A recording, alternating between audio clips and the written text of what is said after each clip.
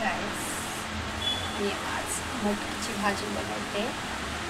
त्याच्यासाठी मी आता सामान काढून ठेवते. कढीपत्ता, कांदे आणि हे टोमॅटो. हे बघा, मी मोड आलेली मटकी काढून घेतली. भिजत घातली होती रात्री, तर मोड आले. आता याची मी सुकी भाजी बनवते. त्यासाठी हा कांदा कापून घेतला, हे टोमॅटो कापून घेतला, कोथिंबीर कापून घेतली, कढीपत्ता काढून धुवून ठेवला आहे. आता फोडणीसाठी तयारी करते.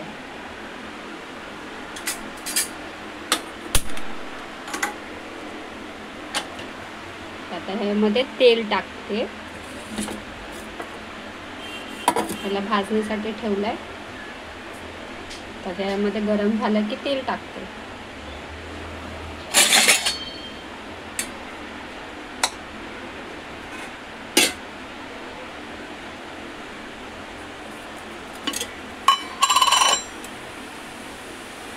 आता गरम होत आलाय. आता त्यामध्ये तेल टाकते.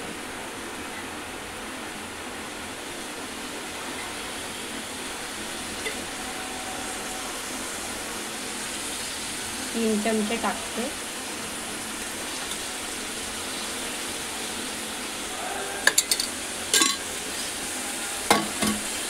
भाजणीसाठी ठेवलंय.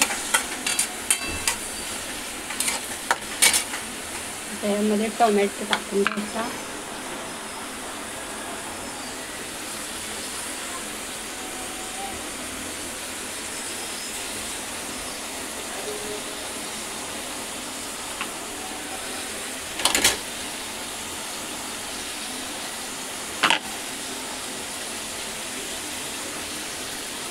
कढीपत्ता धुवून ठेवलेला थोडासा टाकते. थोडा ठेवलाय दुसऱ्या भाजीसाठी. आता भाजून घेते.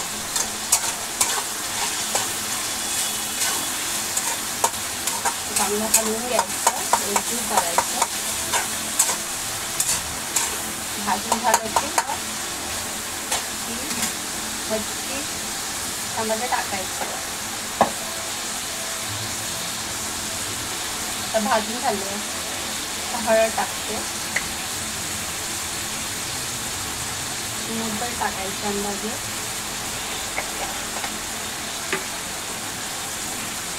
थोडंसं मीठ चवीपुरतं.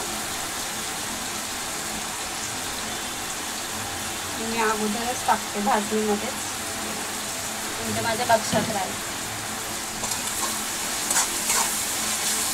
एकजीव करून घेते.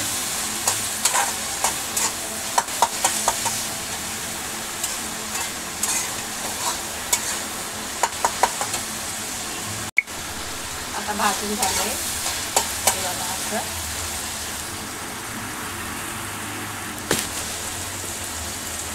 त्यामध्ये हा असा टाकते मसाला भरून ठेवता आणि मिरची पावडर हे त्यामध्ये टाकते. 2 चमचे टाकायचे. जास्त तिखट नसेल पाहिजे तर. छोटे त्याला एकजीव करून घ्यायचं.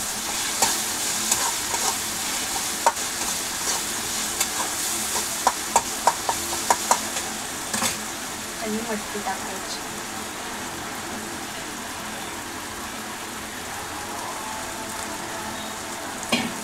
कोथिंबीर चिरून ठेवलेली ना आता त्यामध्ये आता अवेलेबल जेवढी आहे तेवढी टाकायची.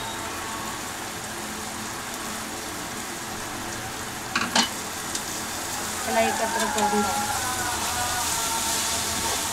आपल्याला थोडंसं पाणी पाहिजे असेल पातळ, तर पातळ पण करू शकतो. आणि आपल्याला जर सुकी पाहिजे असेल तर थोडं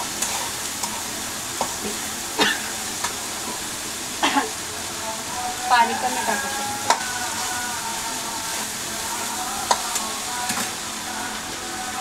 हे बघा, मी आता थोडंसं एवढं पाणी टाकणार.